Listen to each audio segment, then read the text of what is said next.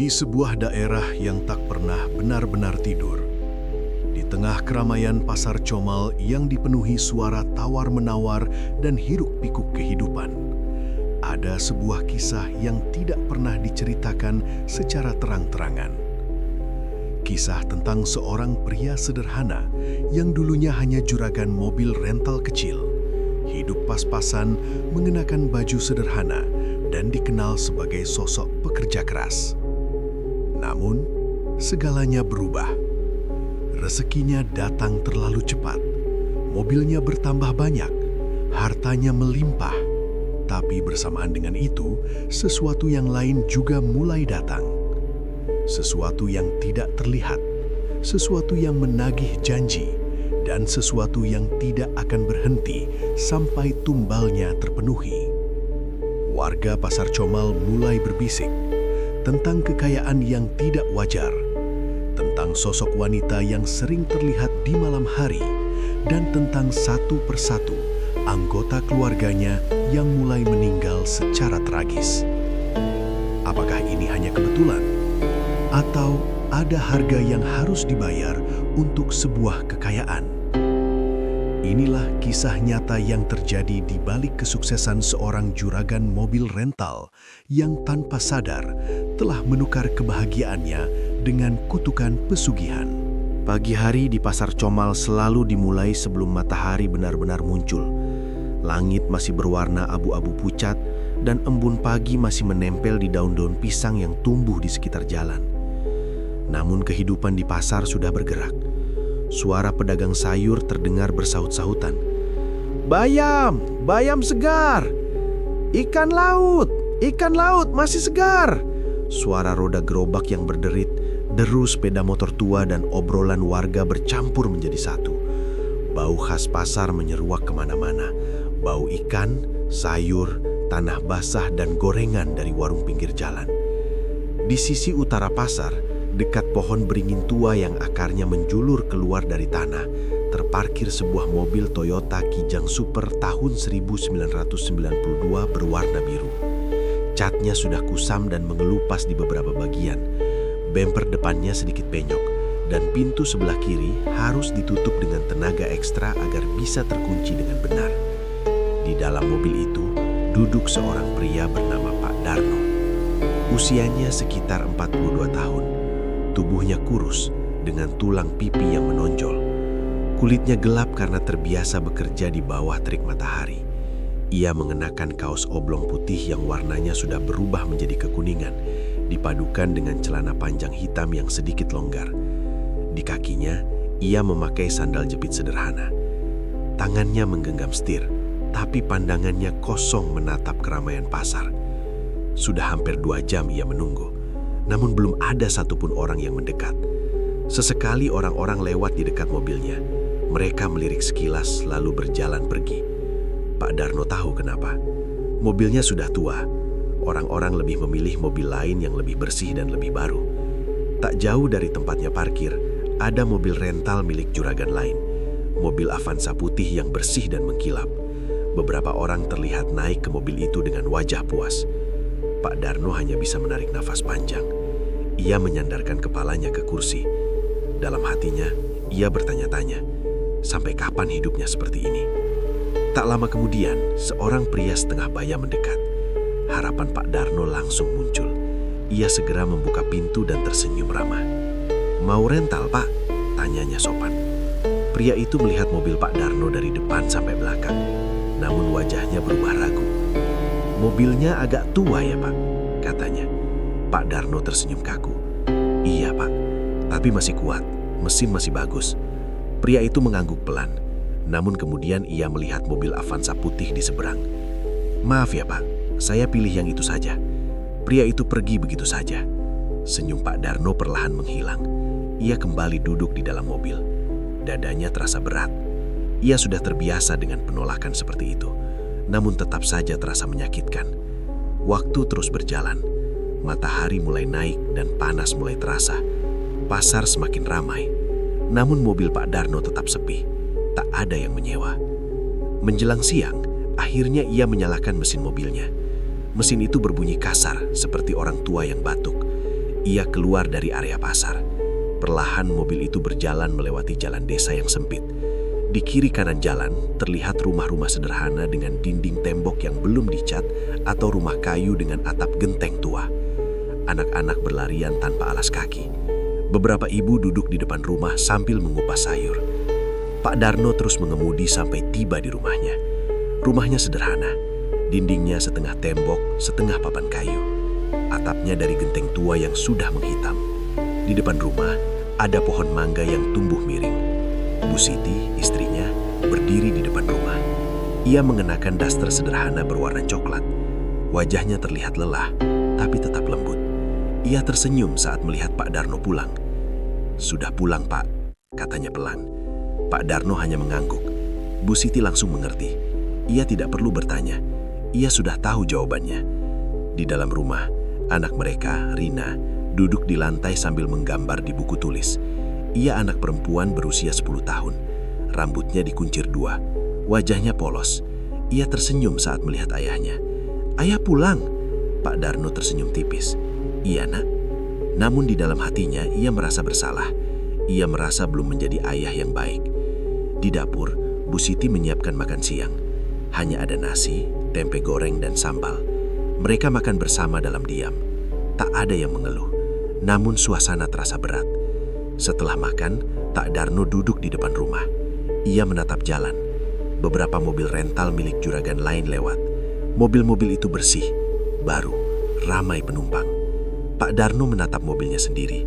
Mobil tua yang menjadi satu-satunya harapannya. Ia menggenggam tangannya erat. Dalam hatinya ia berbisik, "Aku harus berhasil. Aku harus kaya." Ia tidak tahu, keinginan itu akan membawanya pada sesuatu yang gelap. Sesuatu yang akan mengubah hidupnya selamanya. Hari-hari berikutnya tidak banyak berubah bagi Pak Darno. Setiap pagi, sebelum azan subuh selesai berkumandang dari musola kecil di ujung gang, ia sudah bangun. Udara masih dingin dan suasana desa masih sepi. Ia duduk di pinggir ranjang kayu, menatap lantai tanah yang mulai retak di beberapa bagian. Di sampingnya, Bu Siti masih terlelap. Wajah istrinya terlihat tenang. Meski Pak Darno tahu beban pikiran wanita itu sama beratnya. Pak Darno menghela napas panjang. Ia lalu berdiri, mengambil jaket tipisnya yang sudah mulai pudar warnanya, dan berjalan keluar rumah. Di luar, mobil kijang birunya sudah menunggu. Mobil itu tampak diam, seperti ikut merasakan beban hidup pemiliknya. Pak Darno membuka pintu dan duduk di kursi kemudi. Ia memutar kunci. Mesin mobil bergetar keras sebelum akhirnya menyala. Suara mesin itu terdengar kasar, seperti suara yang sudah lelah, sama seperti pemiliknya. Ia mengemudi menuju Pasar Comal. Di sepanjang jalan, ia melihat banyak orang mulai beraktivitas. Petani membawa hasil panen, ibu-ibu berjalan menuju pasar, dan anak-anak berseragam sekolah berjalan kaki sambil bercanda. Namun Pak Darno tidak merasakan semangat seperti mereka. Yang ia rasakan hanya kekhawatiran. Sesampainya di pasar, suasana sudah ramai seperti biasa. Ia memarkir mobilnya di tempat yang sama seperti setiap hari. Ia menunggu dengan harapan. Namun waktu berlalu begitu lambat. 1 jam, 2 jam, tidak ada satupun penumpang. Di seberangnya, mobil-mobil rental lain silih berganti membawa penumpang. Pak Darno hanya bisa melihat. Dadanya terasa sesak.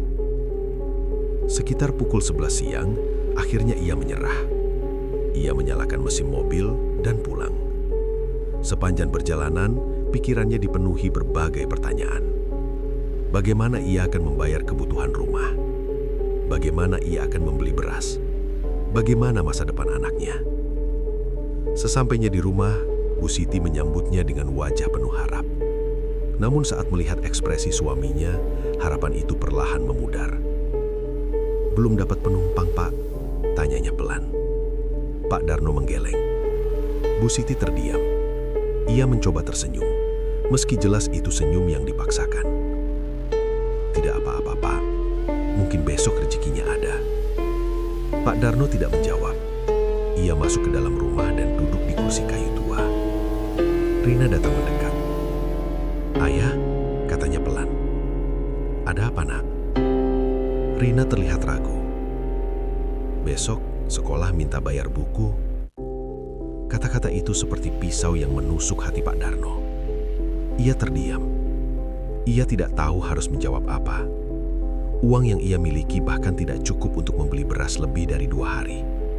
Namun ia tidak ingin membuat anaknya sedih. "Iya, Nak. Nanti ayah usahakan." Rina tersenyum. Namun Pak Darno tahu, ia belum tentu bisa menepati janjinya.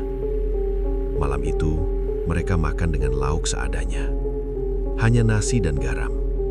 Bu Siti berpura-pura tidak lapar. Ia bilang sudah makan siang tadi. Padahal Pak Darno tahu itu tidak benar. Ia melihat sendiri istrinya hanya minum air putih sejak sore. Setelah makan, listrik di rumah tiba-tiba padam. Rumah menjadi gelap. Hanya cahaya lampu minyak kecil yang menerangi ruangan. Suasana terasa sunyi. Rina sudah tidur di kamarnya. Bu Siti duduk di dekat Pak Darno. "Pak," katanya pelan. Pak Darno menoleh. "Ada apa, Nak?" "Kita masih punya sisa uang berapa?" tanya Bu Siti. Pak Darno terdiam beberapa saat. "Hanya 50.000. Bu Siti menunduk. Jumlah itu sangat sedikit.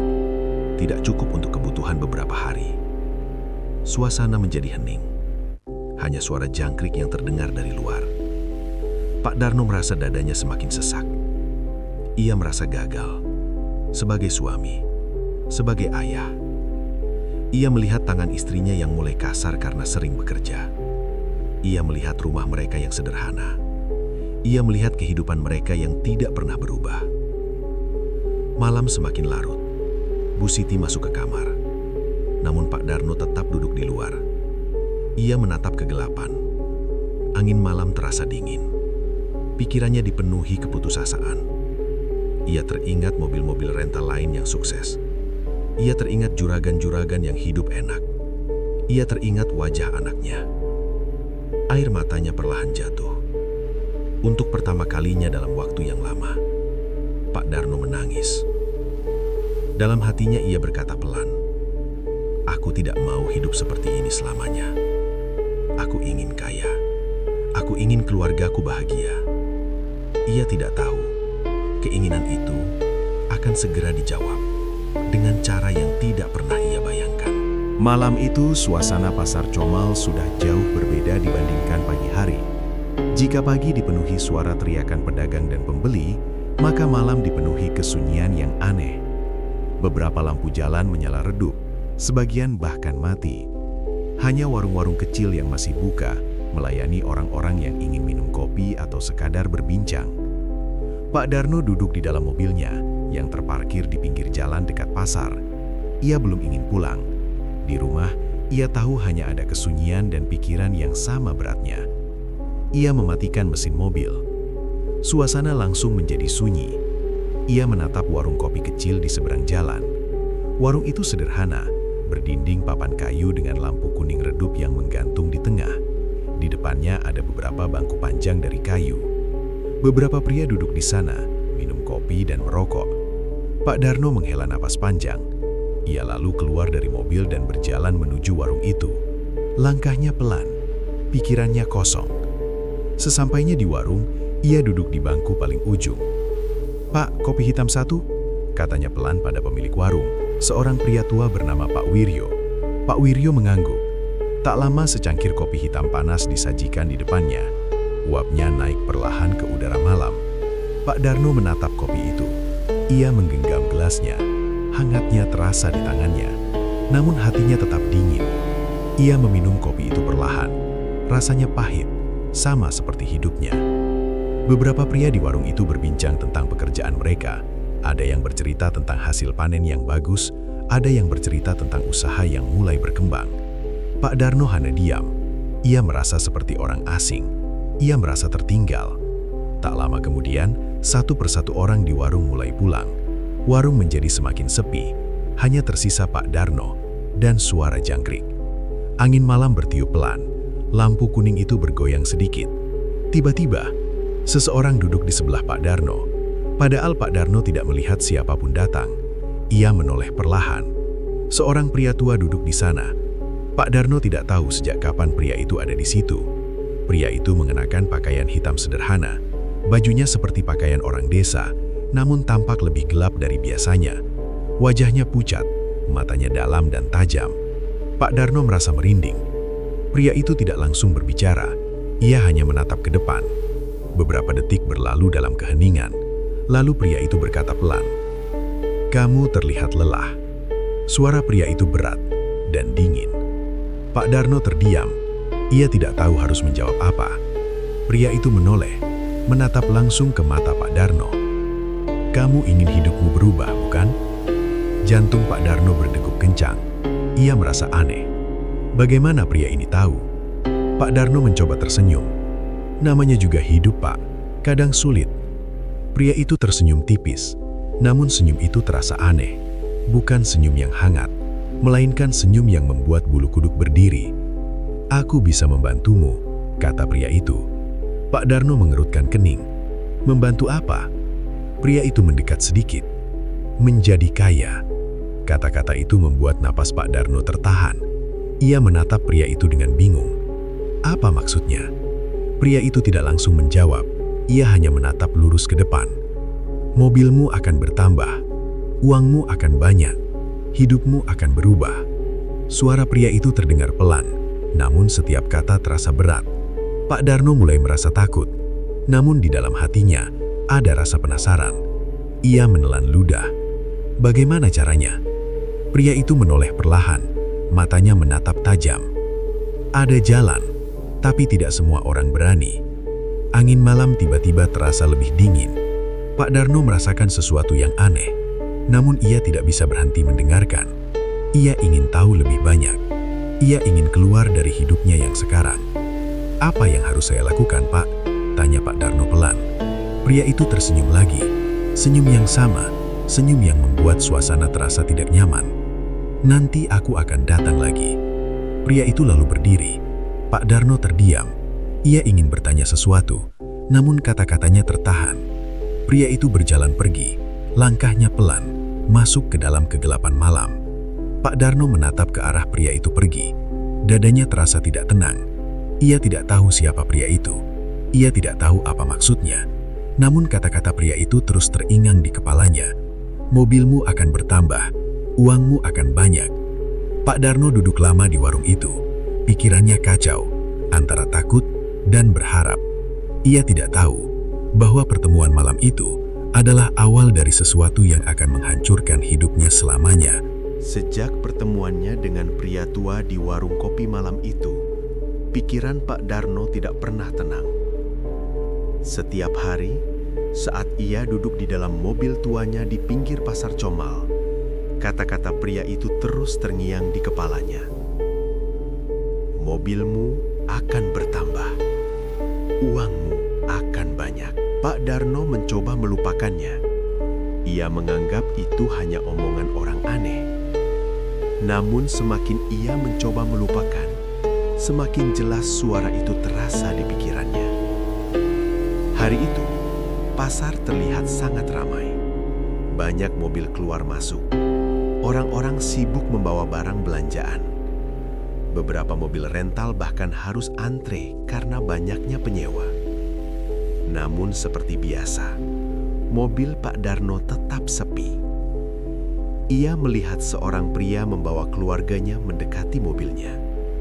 Hatinya langsung berdebar penuh harap.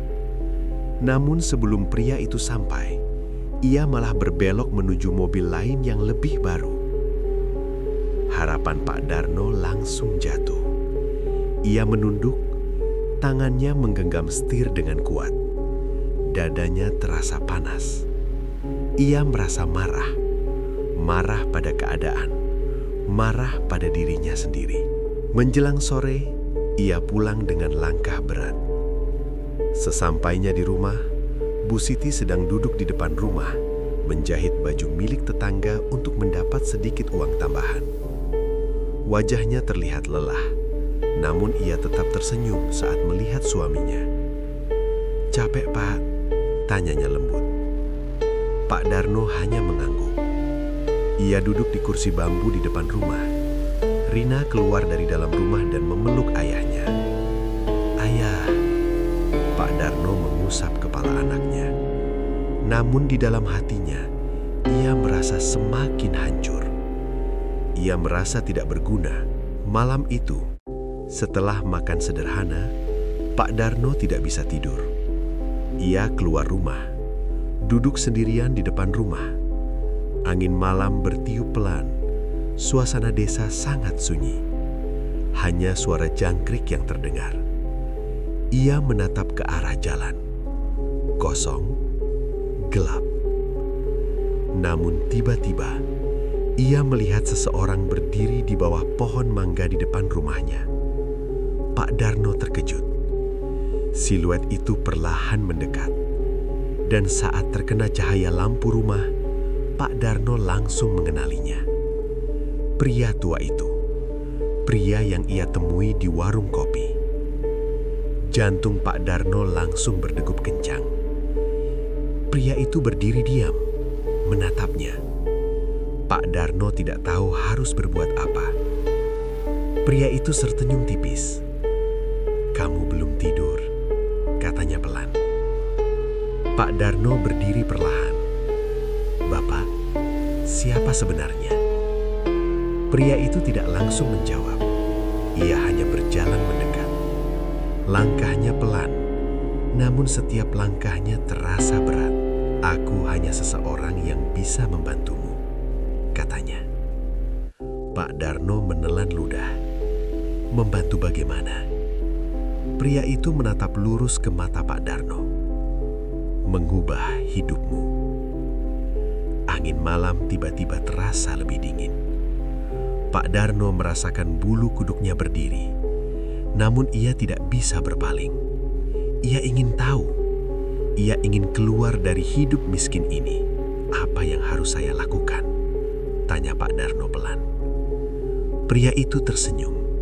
Namun senyum itu terasa dingin. "Kekayaan tidak datang tanpa harga." Rahung Pak Darno terasa kaku. "Harganya apa?" Pria itu terdiam beberapa saat, lalu berkata pelan, "Tumbal." Kata itu membuat tubuh Pak Darno terasa lemas. Ia mundur satu langkah. "Tumbal." Pria itu mengangguk pelan. "Seseorang yang dekat denganmu." Jantung Pak Darno terasa berhenti. Ia langsung menggeleng. "Tidak, saya tidak mau." Pria itu tetap tersenyum. "Kamu akan berubah pikiran." Pak Darno merasa takut, sangat takut. Namun di dalam hatinya ada suara lain. Suara yang mengingatkannya pada kemiskinan. Suara yang mengingatkannya pada penderitaan keluarganya. Pria itu mulai berjalan pergi. Namun sebelum menghilang dalam gelap, ia berkata, "Aku akan datang lagi." Pak Darno berdiri diam. Tubuhnya gemetar. Pikirannya kacau. Ia tahu, ia seharusnya menolak. Namun di dalam hatinya, sebuah benih gelap telah mulai tumbuh. Benih keinginan. Keinginan untuk menjadi kaya. Apapun harganya. Sejak malam ketika pria tua itu datang ke depan rumahnya, hidup Pak Darno terasa berbeda. Ia memang tidak pernah mengatakan iya, namun ia juga tidak benar-benar menolak. Kata-kata tentang kekayaan dan perubahan hidup terus berputar di dalam pikirannya, seperti suara yang tidak mau pergi. Pagi itu, seperti biasa, Pak Darno berangkat ke Pasar Comal. Matahari baru saja muncul dari balik pepohonan kelapa. Udara masih dingin dan jalanan desa masih basah oleh embun. Ia mengemudi dengan pelan, melewati rumah-rumah sederhana dan sawah yang terbentang luas. Namun entah kenapa, pagi itu perasaannya terasa aneh. Ia tidak tahu kenapa, seperti ada sesuatu yang akan terjadi. Sesampainya di pasar, ia memarkir mobilnya di tempat biasa, dekat pohon beringin tua. Ia duduk di kursi kemudi, menunggu seperti hari-hari sebelumnya. Beberapa menit berlalu. Tiba-tiba, seorang pria muda mendekat. "Pak, mobilnya bisa dirental?" tanya pria itu. Pak Darno terkejut. Sudah lama sekali tidak ada yang langsung bertanya seperti itu. "Iya, bisa Pak," jawabnya cepat. Pria itu tersenyum. "Saya mau ke Pekalongan pulang pergi." Jantung Pak Darno langsung berdegup kencang. Ia mengangguk. "Bisa Pak." Hari itu, Pak Darno mendapatkan penumpang. Setelah mengantar penumpang itu, ia kembali ke pasar. Dan sesuatu yang tidak biasa terjadi lagi. Seorang ibu-ibu datang. "Pak, bisa antar anak saya ke rumah sakit?" Pak Darno kembali mengangguk. Hari itu, untuk pertama kalinya setelah sekian lama, mobil Pak Darno tidak pernah sepi. Satu penumpang turun, penumpang lain datang. Seolah-olah mobilnya tiba-tiba menjadi pilihan utama. Pak Darno merasa heran, namun ia juga merasa senang. Saat pulang ke rumah sore itu, wajahnya terlihat berbeda. Bu Siti langsung menyadarinya. "Ada penumpang, Pak?" tanyanya. Pak Darno tersenyum. "Iya, banyak." Bu Siti terlihat sangat senang. "Alhamdulillah." Malam itu, untuk pertama kalinya setelah lama, mereka bisa makan dengan lauk yang lebih baik. Pak Darno bahkan membeli ayam goreng untuk keluarganya. Rina terlihat sangat bahagia. "Ayah hebat," katanya polos. Pak Darno tersenyum. Namun di dalam hatinya, ia merasa sesuatu yang aneh. Hari-hari berikutnya, keajaiban itu terus berlanjut. Mobil Pak Darno selalu mendapat penumpang, bahkan sering ada orang yang langsung mencarinya. Beberapa minggu kemudian, ia berhasil mengumpulkan cukup uang untuk memperbaiki mobilnya. Mobilnya dicat ulang, mesinnya diperbaiki. Mobil itu terlihat lebih baik. Namun keajaiban tidak berhenti di situ. Suatu hari, seorang pria kaya datang kepadanya. Pria itu ingin menjual mobilnya dengan harga murah karena akan pindah kota. Tanpa berpikir panjang, Pak Darno membelinya. Sekarang ia memiliki 2 mobil. Pak Darno mulai mempekerjakan sopir lain. Usahanya mulai berkembang. Orang-orang di Pasar Comal mulai memperhatikannya. "Darno sekarang sukses ya, mobilnya sudah 2. Pak Darno mulai dikenal sebagai juragan rental. Beberapa bulan kemudian, ia membeli mobil ketiga, lalu mobil keempat. Uangnya terus bertambah. Rumahnya mulai diperbaiki. Dinding kayu diganti tembok, atap diganti baru. Hidupnya berubah. Namun, di balik semua itu, Pak Darno mulai mengalami sesuatu yang aneh. Suatu malam, saat ia sedang duduk sendirian di ruang tamu, ia mendengar suara langkah kaki di luar rumah. Ia mengira itu Bu Siti. Namun saat ia membuka pintu, tidak ada siapa-siapa, hanya angin malam. Ia menggeleng, menganggap itu hanya perasaannya saja. Namun saat ia menutup pintu, ia merasa seperti ada seseorang yang berdiri di belakangnya. Pak Darno langsung menoleh. Tidak ada siapa-siapa, namun jantungnya berdegup sangat kencang. Malam itu ia sulit tidur. Ia merasa diawasi, seperti ada sesuatu yang memperhatikannya dari kegelapan. Beberapa hari kemudian, saat ia sedang duduk di dalam mobilnya di pasar, ia melihat sesuatu yang membuat tubuhnya membeku. Di seberang jalan, di bawah pohon beringin, berdiri seorang perempuan. Rambutnya panjang, wajahnya pucat. Ia memakai pakaian putih kusam. Perempuan itu berdiri diam, menatap Pak Darno. Pak Darno merasa napasnya berhenti. Ia berkedip, namun perempuan itu masih di sana, menatapnya tanpa bergerak. Beberapa detik kemudian, seorang pedagang lewat di depan pandangannya. Dan saat pandangannya kembali ke pohon itu, perempuan itu sudah tidak ada. Pak Darno terdiam, tubuhnya gemetar. Ia tidak tahu apa yang baru saja ia lihat. Namun jauh di dalam hatinya, ia mulai sadar kekayaan yang datang kepadanya mungkin bukanlah rezeki biasa. Mungkin itu adalah awal dari harga yang harus ia bayar.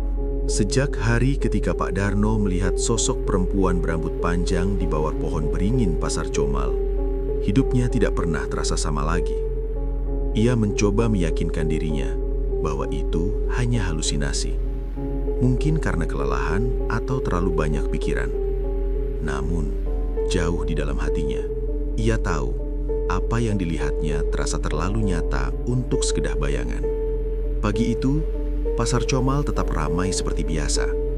Para pedagang berteriak menawarkan dagangan. Suara motor bersahutan, dan orang-orang berlalu lalang membawa kantong belanjaan. Mobil-mobil rental milik Pak Darno kini berjajar rapi di sisi jalan.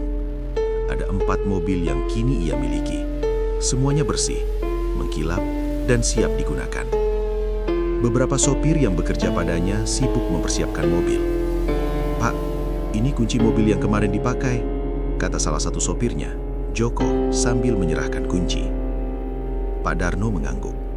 "Ya, simpan saja." Sekarang ia tidak lagi duduk menunggu penumpang seperti dulu. Ia lebih sering berdiri mengawasi, seperti juragan sungguhan.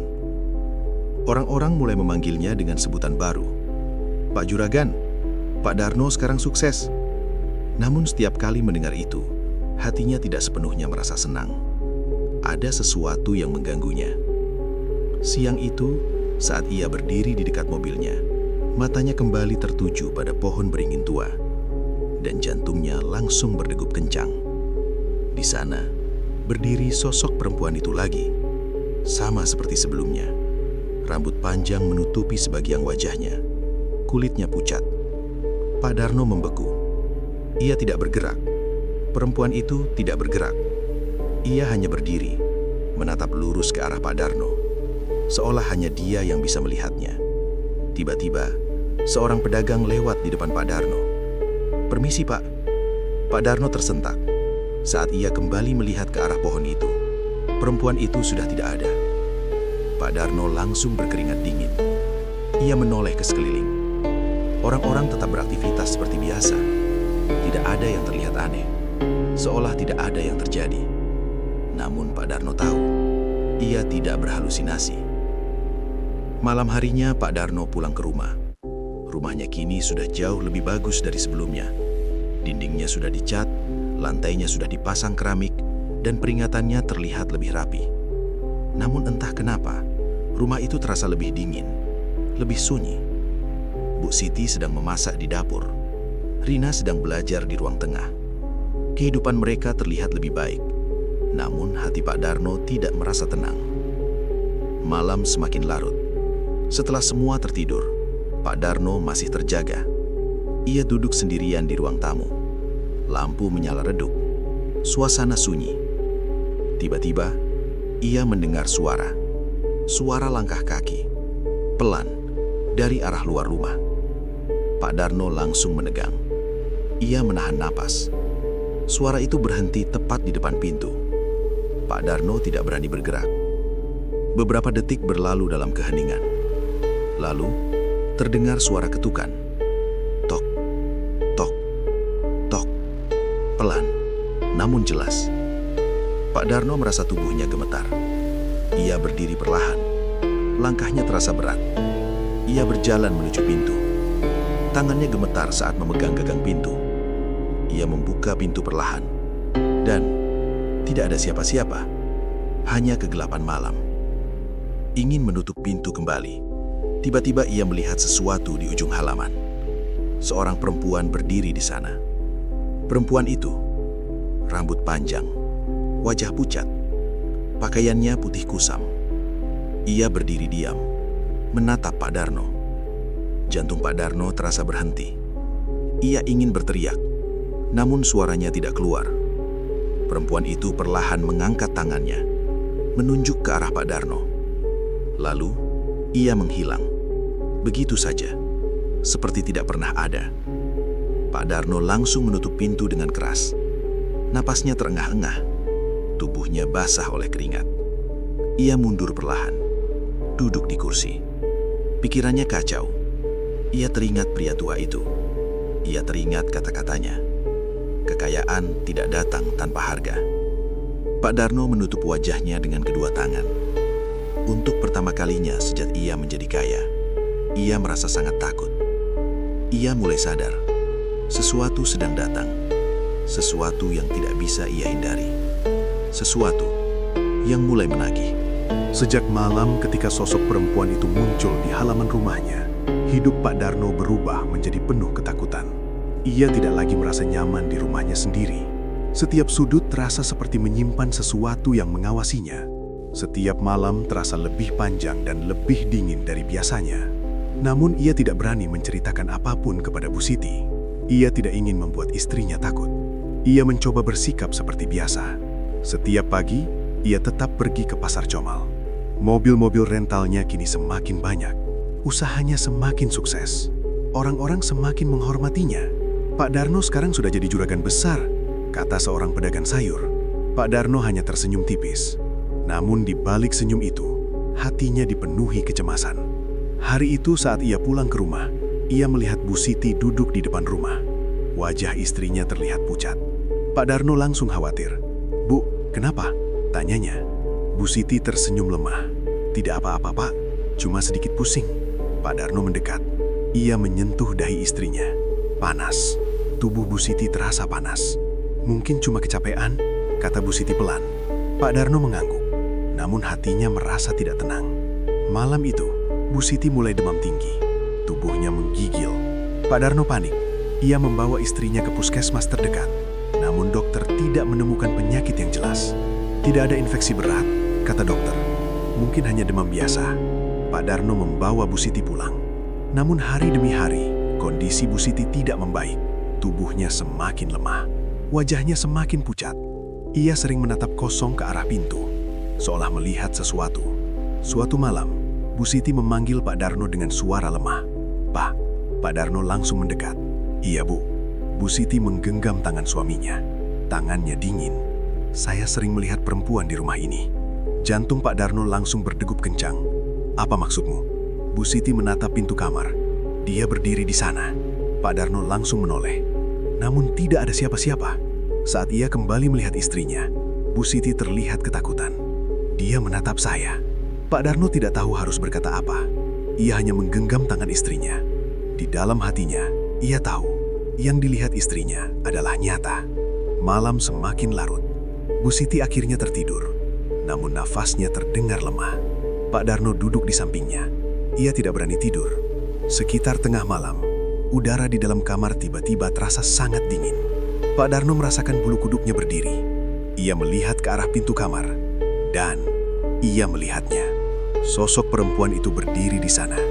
Diam, menatap mereka. Pak Darno membeku. Ia tidak bisa bergerak. Perempuan itu perlahan tersenyum. Senyum yang dingin. Lalu, ia menghilang. Pak Darno langsung menoleh ke arah Bu Siti.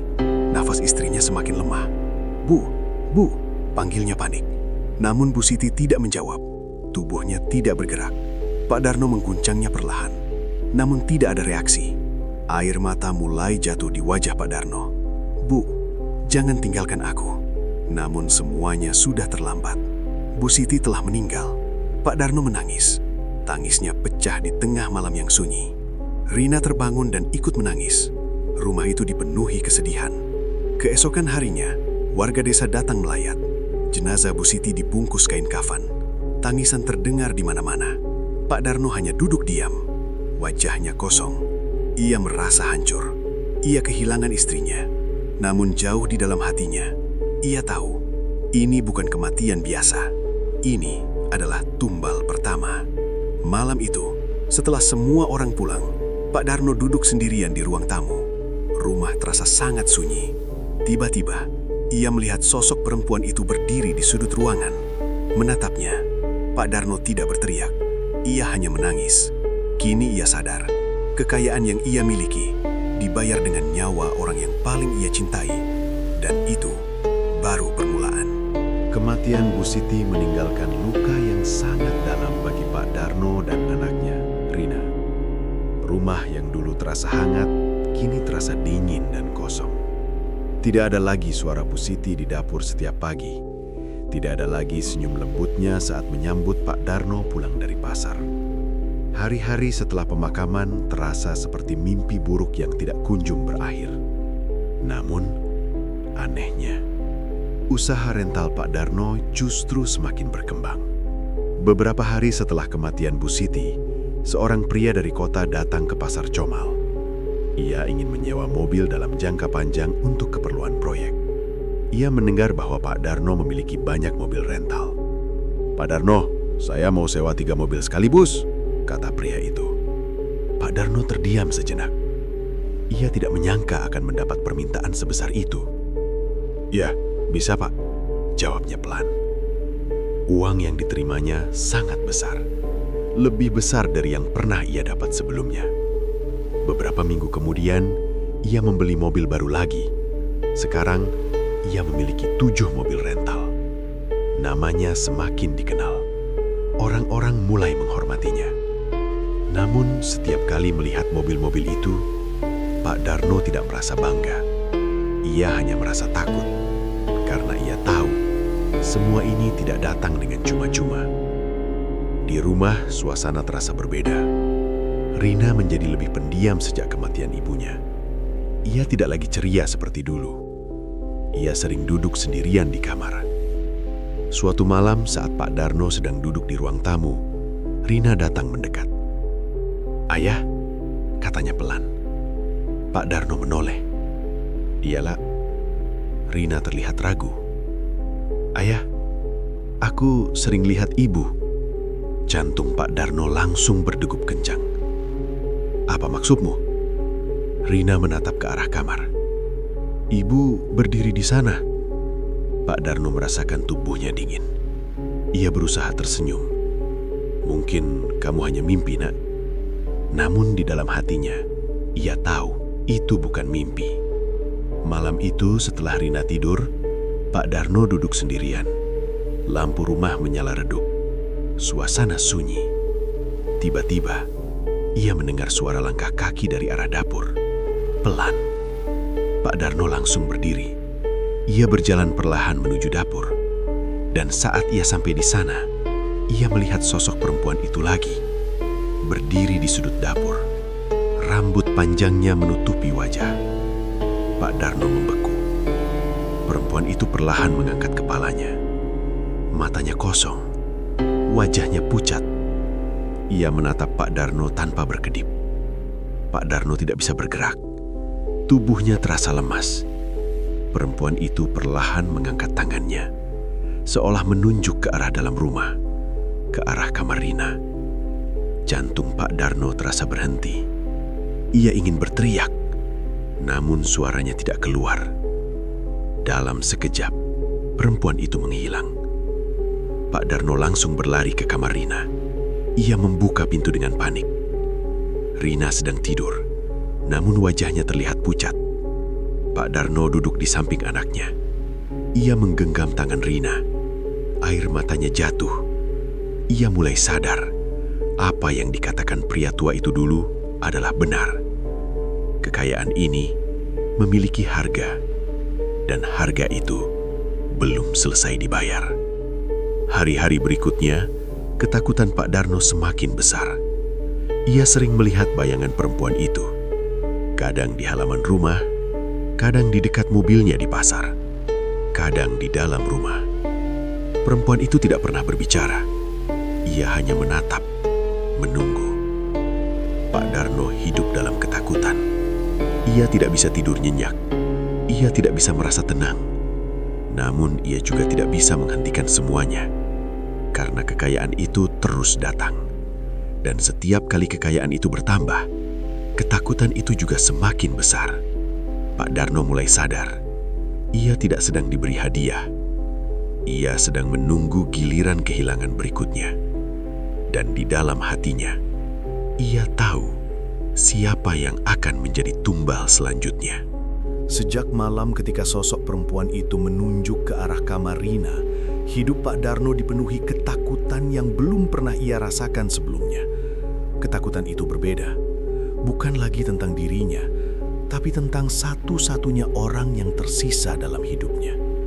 Rina, anak perempuannya, satu-satunya alasan ia masih bertahan. Pagi itu, suasana desa terlihat seperti biasa.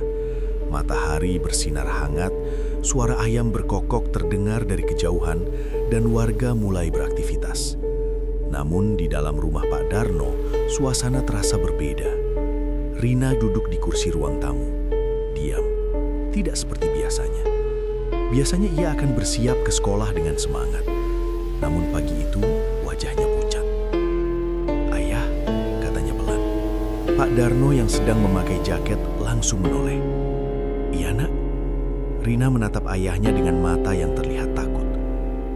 "Aku mimpi ibu lagi." Jantung Pak Darno berdegup kencang. Ia berusaha terlihat tenang. "Ibu bilang apa?" Rina terdiam beberapa saat. "Ibu bilang aku harus ikut." Pak Darno langsung memeluk anaknya. "Tidak, Nak, itu cuma mimpi." Namun di dalam hatinya, ia tahu itu bukan sekedar mimpi. Hari itu Pak Darno tidak pergi ke pasar. Ia memilih tinggal di rumah. Ia tidak ingin meninggalkan Rina sendirian. Sepanjang hari, ia selalu memperhatikan anaknya. Namun semakin sore, kondisi Rina mulai berubah. Tubuhnya terasa dingin, wajahnya pucat. "Ayah, aku capek," katanya pelan. Pak Darno panik. Ia langsung membaringkan Rina di tempat tidur. Ia memegang dahi anaknya. Dingin, sangat dingin. Padahal cuaca tidak dingin. Pak Darno mulai merasa takut. Malam itu Rina mulai demam. Ia mengigau. "Ibu, jangan ajak aku." Pak Darno menggenggam tangan anaknya. Air matanya jatuh tanpa henti. Namun perlahan, tangan Rina menjadi dingin. Sangat dingin. Dan akhirnya, tidak bergerak lagi. "Ayah." Itu adalah kata terakhirnya. Pak Darno membeku. Ia tidak bisa bergerak. Ia tidak bisa berpikir. Ia hanya menatap anaknya. Anak yang sangat ia cintai. Anak yang menjadi alasan ia bekerja keras. Kini telah pergi. Tangis Pak Darno pecah, lebih keras dari sebelumnya. Ia memeluk tubuh anaknya. "Maafkan ayah, maafkan ayah." Namun semuanya sudah terlambat. Keesokan harinya, rumah itu kembali dipenuhi warga. Tangisan terdengar di mana-mana. Jenazah Rina dibungkus kain kafan. Pak Darno hanya duduk diam. Wajahnya kosong.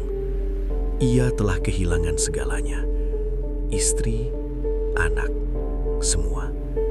Namun yang paling menyakitkan, ia tahu semua ini terjadi karena dirinya. Karena keinginannya untuk menjadi kaya.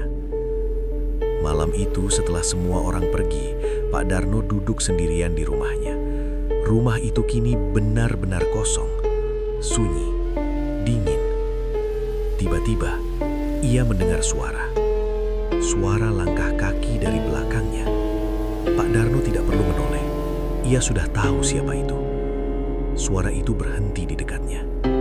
Dan untuk pertama kalinya, ia mendengar suara perempuan itu.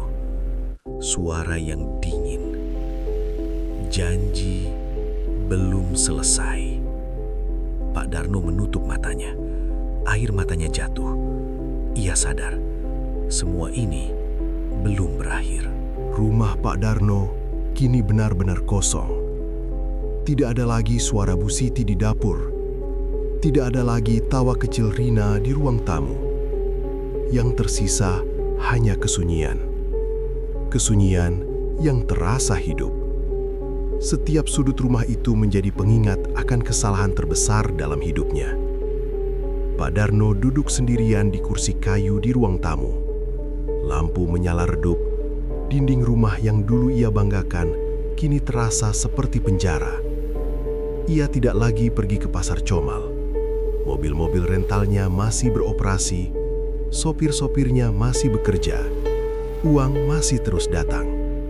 Namun semua itu tidak lagi berarti.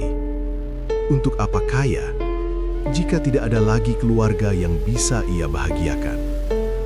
Hari-harinya kini hanya diisi dengan duduk diam, menatap kosong ke depan. Wajahnya terlihat jauh lebih tua. Matanya cekung, tubuhnya kurus. Warga desa mulai membicarakannya. Kasihan Pak Darno.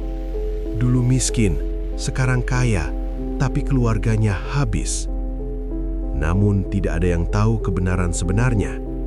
Tidak ada yang tahu apa yang telah ia lakukan. Malam itu, angin bertiup kencang. Langit gelap. Tidak ada suara apapun di luar. Pak Darno duduk sendirian seperti biasa. Tiba-tiba, lampu di rumahnya berkedip. Sekali, dua kali, lalu padam. Rumah itu kini gelap. Hanya cahaya bulan yang masuk dari jendela. Pak Darno tidak bergerak. Ia hanya duduk, seolah sudah pasrah. Lalu, ia mendengar suara langkah kaki, pelan, dari arah belakangnya. Pak Darno menutup matanya. Ia sudah tahu. Ia tidak takut lagi. Ia hanya lelah, sangat lelah. Suara itu berhenti tepat di belakangnya. Udara menjadi sangat dingin. Perlahan, Pak Darno membuka matanya. Dan di depannya, berdiri sosok perempuan itu. Lebih jelas dari sebelumnya. Wajahnya pucat, matanya kosong. Namun kini, ia tersenyum. Senyum yang dingin, senyum yang menyeramkan. Pak Darno menatapnya dengan mata penuh air mata. "Ambil saja aku," bisiknya pelan. Perempuan itu tidak menjawab. Namun perlahan ia mengangkat tangannya, menunjuk langsung ke arah dada Pak Darno. Tiba-tiba, dada Pak Darno terasa sangat sakit, seperti diremas dari dalam. Ia terjatuh dari kursinya, tubuhnya gemetar, nafasnya sesak. Ia mencoba bernafas, namun tidak bisa. Di tengah rasa sakit itu, ia melihat bayangan Bu Siti, bayangan Rina. Mereka berdiri jauh di sana, menatapnya. Air mata mengalir di wajah Pak Darno. "Maafkan aku." Itu adalah kata terakhirnya. Tubuhnya berhenti bergerak. Nafasnya berhenti. Malam itu, Pak Darno meninggal sendirian di rumahnya. Keesokan paginya, seorang sopir datang ke rumahnya karena Pak Darno tidak bisa dihubungi. Ia mengetuk pintu. Tidak ada jawaban. Ia membuka pintu perlahan dan menemukan Pak Darno tergeletak di lantai. Warga desa segera berdatangan. Kabar kematian Pak Darno menyebar dengan cepat di Pasar Comal. Semua orang terkejut. Juragan rental yang dulu miskin, lalu tiba-tiba kaya, kini meninggal sendirian, tanpa keluarga, tanpa siapapun. Beberapa hari setelah kematiannya, usaha rental itu perlahan berhenti. Mobil-mobilnya dijual, rumahnya kosong. Tidak ada yang berani tinggal di sana. Warga sekitar mulai bercerita hal-hal aneh. Beberapa orang mengaku melihat sosok perempuan berambut panjang di halaman rumah itu. Beberapa sopir mengaku melihat bayangan di dalam mobil saat malam hari. Rumah itu kini menjadi kosong, terbengkalai, dan menjadi pengingat bahwa tidak semua kekayaan membawa kebahagiaan. Beberapa kekayaan dibayar dengan segalanya. Dan di Pasar Comal, cerita tentang Pak Darno masih terus diceritakan sebagai peringatan bahwa pesugihan selalu menagih janjinya. Sejak malam kematian juragan mobil rental itu, rumah besar di dekat Pasar Comal kini menjadi kosong dan terbengkalai. Tak ada lagi suara mesin mobil yang keluar masuk. Tak ada lagi tawa keluarga yang dulu memenuhi rumah itu. Yang tersisa hanya keheningan dan cerita yang terus hidup di antara warga.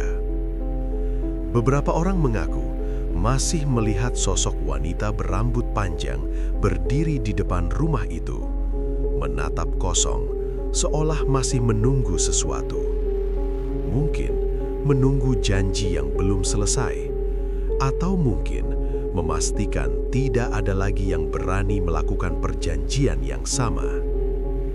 Kisah ini menjadi pengingat bahwa tidak semua kekayaan membawa kebahagiaan. Karena terkadang harga yang harus dibayar bukanlah uang, melainkan nyawa orang yang paling kita cintai. Terima kasih sudah mendengarkan kisah ini sampai akhir. Jika kalian menyukai cerita horor seperti ini, jangan lupa untuk subscribe, tekan like, dan bagikan cerita ini ke teman-teman kalian. Dukungan kalian akan membuat kami terus menghadirkan kisah-kisah horor nyata lainnya. Sampai jumpa di cerita horor berikutnya, dan ingat, tidak semua kekayaan membawa berkah.